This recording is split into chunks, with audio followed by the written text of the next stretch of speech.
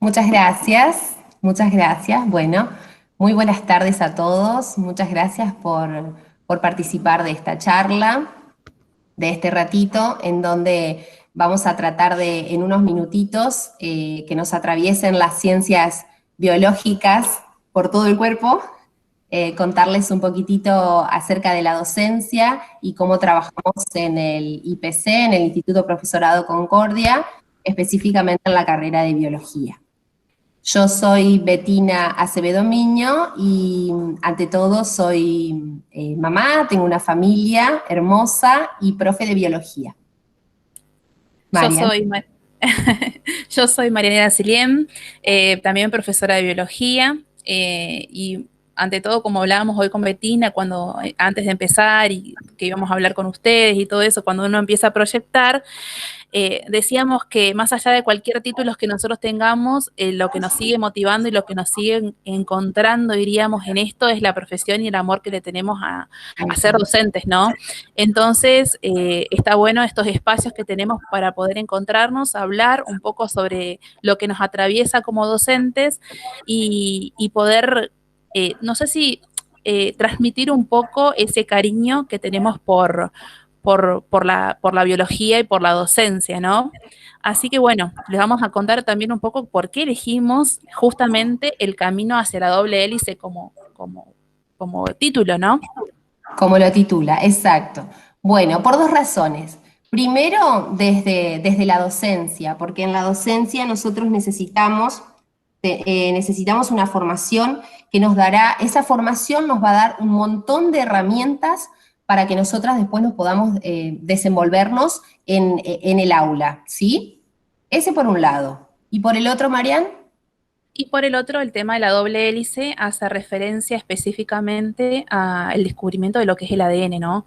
Uno de los hechos más importantes en la historia de la biología, uno de los hitos más reconocidos que han sucedido en la historia, y que obviamente significó uno de los avances más importantes en cuanto a la biología celular y molecular, a todo lo que es la ingeniería genética, la biotecnología, y que hoy está en auge, diríamos, es decir, seguimos hablando de lo que es el ADN, inclusive en esta pandemia que nos está cambiando hasta la forma de vivir, ¿no?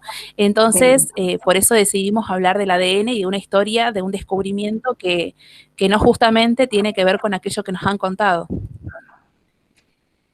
Bien, Marian. Ahora, nos preguntamos nosotras y les preguntamos a nuestros oyentes, ¿qué se sabe acerca de ese descubrimiento del ADN? ¿No les interesaría saber si realmente lo que pasó, lo que nosotros encontramos en los libros escolares, en los libros de secundaria, fue realmente así? ¿Fueron esos dos personajes tan conocidos a nivel mundial, fueron los únicos responsables de ese descubrimiento que de alguna manera cambió esa historia de la humanidad, ¿no? ¿O pasaron otras cosas? ¿Hay otras historias detrás de eso? Bueno, ahora se lo vamos a contar en un cuento que no es tan cuento, ¿no, Marian? Sí, exactamente. Decidimos como empezar a narrar un poco la historia desde otro lado. Y esta historia tiene 4 personajes. Primero está Rosalind Franklin, una mujer científica que tuvo muchísima importancia en esto.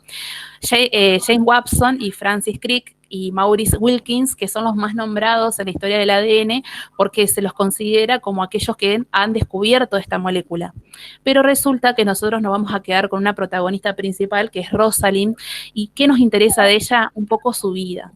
Resulta que Rosalind nace el 25 de julio de 1920 en Londres, es hija de padres judíos, el papá trabajaba en el banco, ¿no? Entonces tenían un poder adquisitivo que le permitió a Rosalind formarse en las escuelas de mayor prestigio en Londres, ¿no? Era una persona muy divertida, que le encantaba la ciencia, que le encantaba todo lo que tenga que ver con la ciencia, y decide ingresar a Cambridge haciendo la prueba de ingreso a la Universidad de Ciencias Experimentales y Química. Resulta que logra ingresar, pero el padre no aceptaba que su hija, ustedes imagínense, en 1900, estamos hablando de 1935, por ejemplo, donde el padre no aceptaba que una mujer estudie ciencias. Entonces decide no apoyarla en esta decisión y no pagar su colegiatura. Pero ¿qué pasó? ¿Vieron esas tías piolas que existen, que te van a ayudar igual por más que papá no quiera? Bueno, esa tía piola existió y ayudó a Rosalind a ingresar a la facultad y a pagar la facultad. Pero más adelante el padre se dio cuenta de que no podía dejar a Rosalind de dejarle o romperle el sueño de poder estudiar eso, y también la apoyó. Muy bien, así que esta mujer que ablandó primero el corazón de su papá, se graduó en el 1941, hizo la carrera de química y física con notas excelentes, siempre fue una chica muy dedicada a su estudio y a lo que ella realmente quería hacer, que es ser investigadora. Automáticamente, por sus notas, al año siguiente de graduarse, obtuvo una beca en donde inicia su tesis doctoral y la termina en 1945, en plena guerra mundial. Entonces, imagínense con todas las controversias que se vivía a nivel social y mundial también. En 1947, bueno, ella vivía en Inglaterra, en un ambiente, como decía Marian, muy cerrado para la época, en donde todo lo masculino y el hombre era lo que prevalecía, porque la sociedad estaba organizada de esa manera. Entonces, Rosalind, siendo mujer, necesitaba, o sea, ella ya sabía que para triunfar, por ahí, si lo hacía en representación de repente de otras personalidades, otros personajes que sean hombres, pero no como mujer. Entonces, abatida un poco por esta situación, en 1947 decide trasladarse a París, en donde se une a un grupo de investigadores un poco más activos, más como la onda de Rosalind, en donde había también mujeres y hombres, y allí fue en donde ella hizo su carrera más importante, ¿sí? A ver, Marian, la próxima, muy bien, allí en París. Ahí fue la cuestión más importante desde el punto de vista de la científica, ya que aprendió la técnica de difracción de rayos X, en la que se convertiría en una experta a nivel mundial, y ese método, esa metodología, ella lo va a aplicar unos años después, cuando resulte ser una de las encargadas de uno de los laboratorios para descubrir esa molécula del ADN. Allí en París le encantó la vida parisina, le gustaba caminar mucho sobre la calle Rivoli, decía, cuentan la historia, le gustaba esquiar, ir a la montaña, reunirse con muchos amigos, recorrer bares, así que le asentó muy bien esa ciudad y ella aprendió muchísimo a desenvolverse y a relacionarse con muchísima gente, pero siempre con su mirada y su convicción puesta en lo que es la ciencia experimental. En el año 1951 recibe una propuesta de la Universidad del King College de Londres, en otro laboratorio. Entonces ella decide volver a Inglaterra y comienza nuevamente el estudio de la estructura del ADN. Allí se forma un equipo de trabajo, ¿sí? Un equipo de trabajo en donde tenían otro tipo de tecnologías.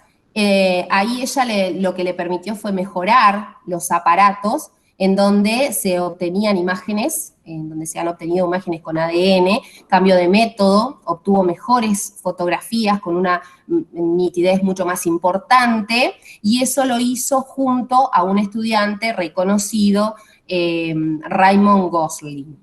Allí ella, perfeccionando esa técnica, era una persona muy metódica, como dijimos, era una científica experimental, iba con prueba y error, no se detenía nunca. Bien, resulta que en 1951, en noviembre de 1951, ella avanzó muchísimo con estas técnicas. Y lo que hace es reunir a toda la comunidad del King College y poder hablar un poco sobre los avances que ellas tenían. Pero, ¿qué pasó? Resulta que... Marian, sí. Ajá, Ahí a quién los veo. A a Watson Watson y a Crick. nada que ver con el King College, no trabajaban ahí. Ellos Claro. trabajaban ¿Qué en otra hacían ahí, universidad de Marian? Cambridge. Ellos trabajaban en una universidad de Cambridge a 90 kilómetros aproximadamente de donde estaba Rosalind, pero aparece una persona acá en el juego que es Wilkins.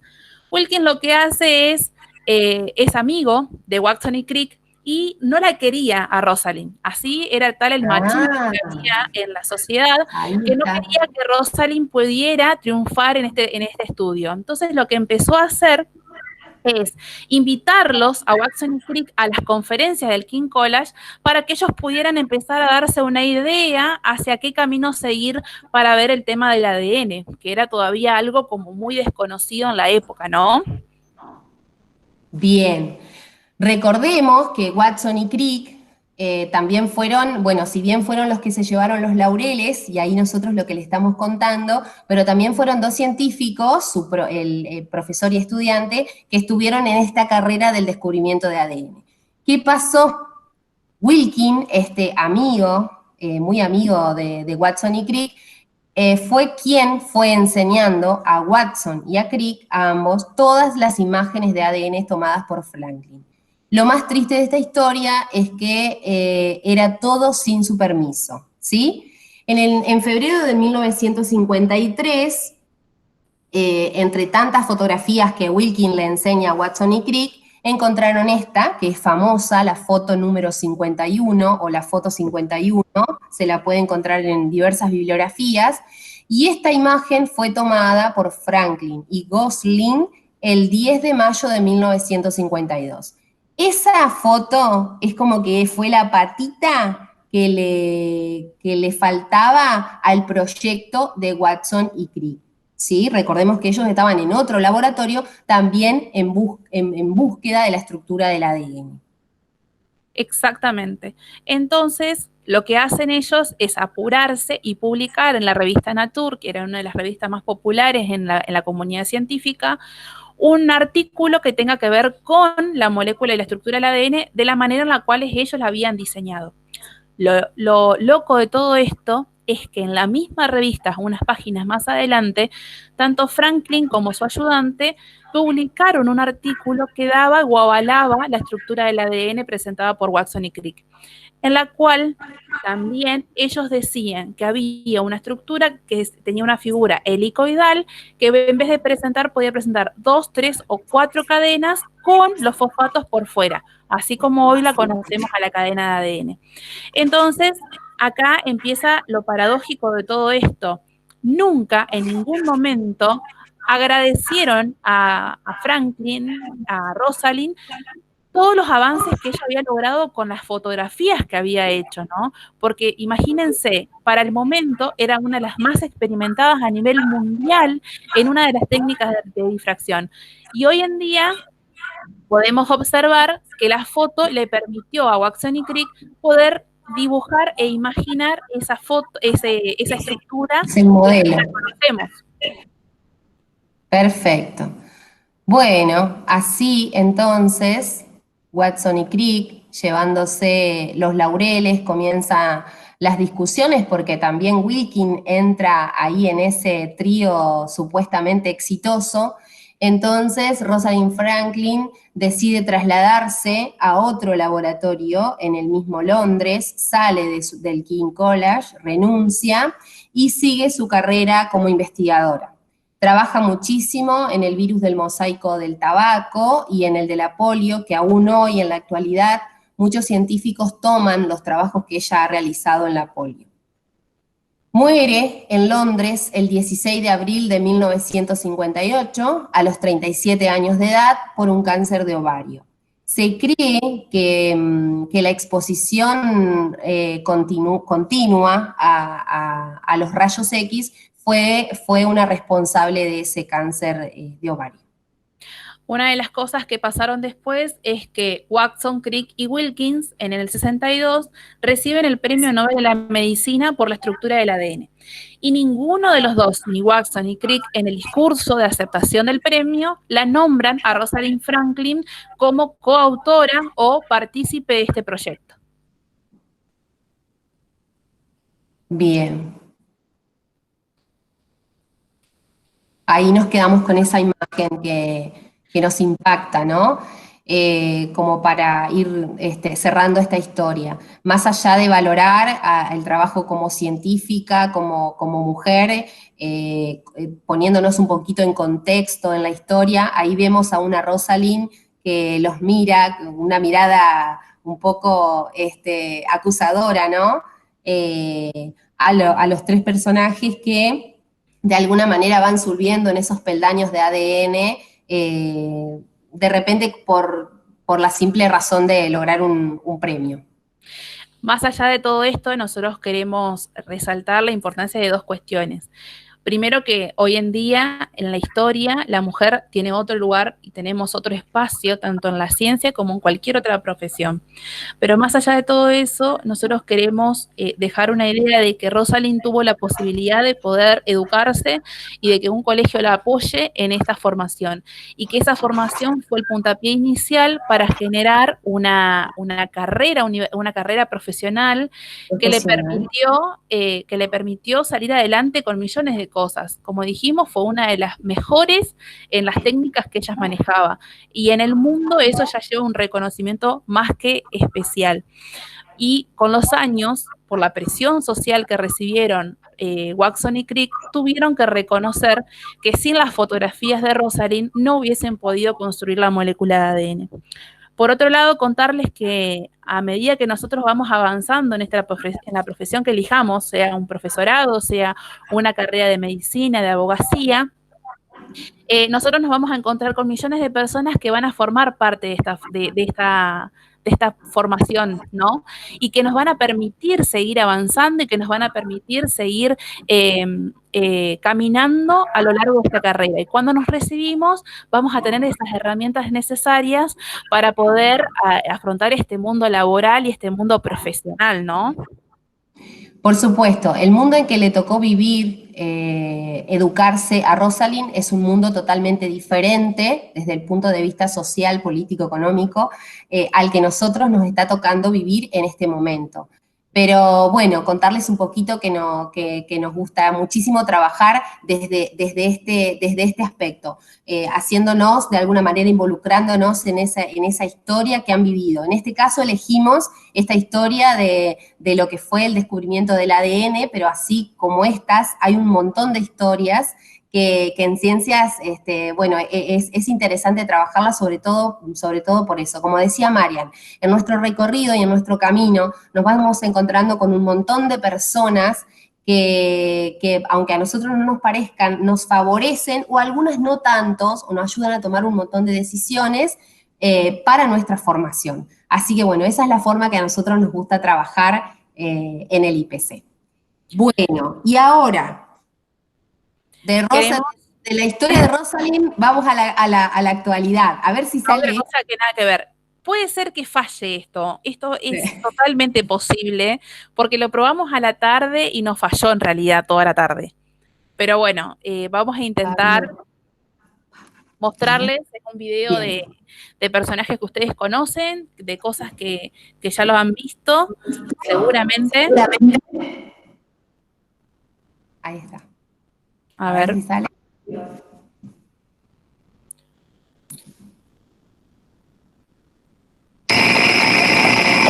Every day she takes the morning back to Wednesday.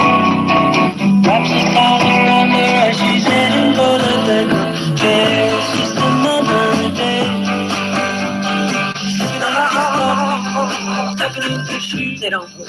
Será un buen día, será un buen día.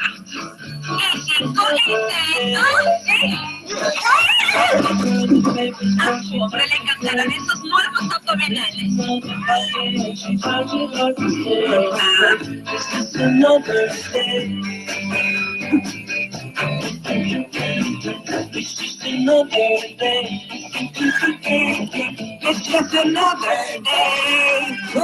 Miren eso, una loca cantando una canción de hace 1.000.000 de años.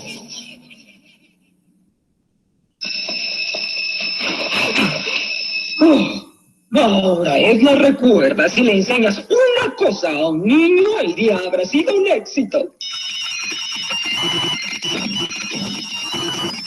Niños, niños, niños, por favor, saquen atención. Escribe, tío. Odio a los maestros.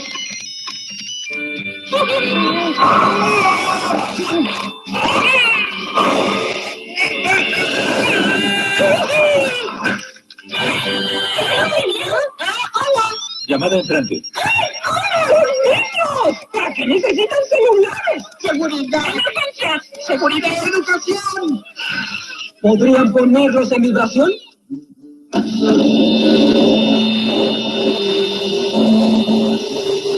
¡Basta! ¡Todos en la caja!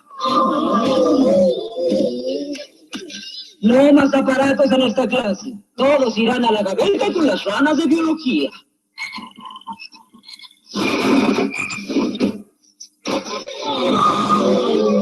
Está bien, la desatamos. Enséñanos usando solo lo que hay en su cabeza.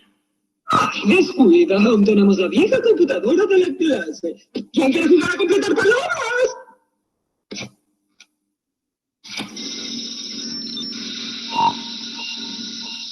Mi abuelo sufrió un derrame y tiene más memoria que esa cosa. Oye, ¿cómo estás? Mejor, gracias. Escuchen, niños. Mi nombre es Zachary Bond. Recibí mi maestría en educación en la Universidad de Tufts y son mi primer grupo. ¿Una maestría en Tufts? Genial. Si hay textos, entonces, ¿para qué hablar?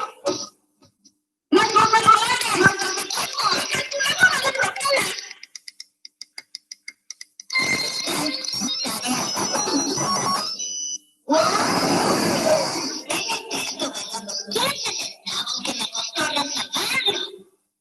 Inserte habló por Skype y hizo un blog de ortografía y se hizo nuestro amigo en Facebook. Creí que escuchaban los debates, soy incontables. Las guerras entre el hombre L y el perro D. Ay, no. Me alegra que tengan un suplente que nos estimule, pero me preocupa la señora Crava. ¡Oh, escuela! Ahí en el patio de juegos que se encuentra bien. Ya nadie quiere jugar, solo se dedican a rumorar.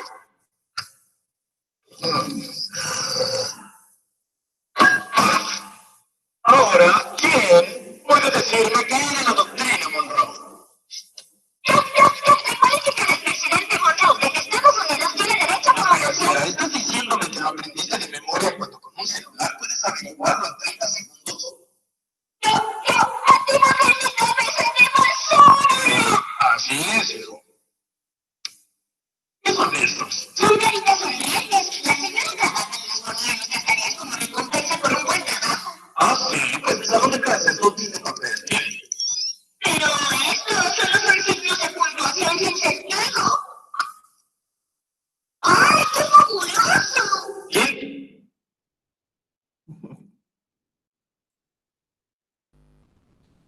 Espero que todos los hayan podido escuchar bien. No sé cómo ha salido Leticia. Vos decinos si está todo ok, si se escuchó.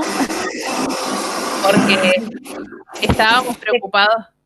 Se cortó por momentos, pero igual Pero más se o pudo menos se entender la escuchó. idea. Sí. Bien, sí. bien. Bien.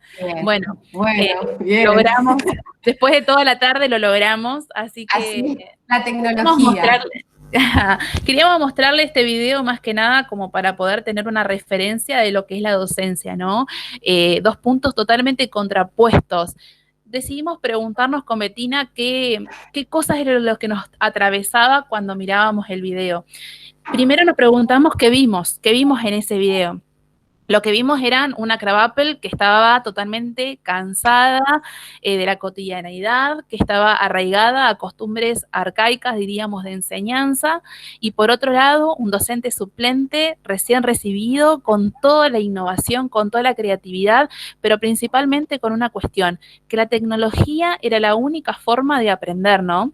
Y después nos preguntamos, desde que vimos todo esto, no sé, nos preguntamos, ¿todo lo bueno, todo lo nuevo, está bueno o no? No sé, ¿qué te parece?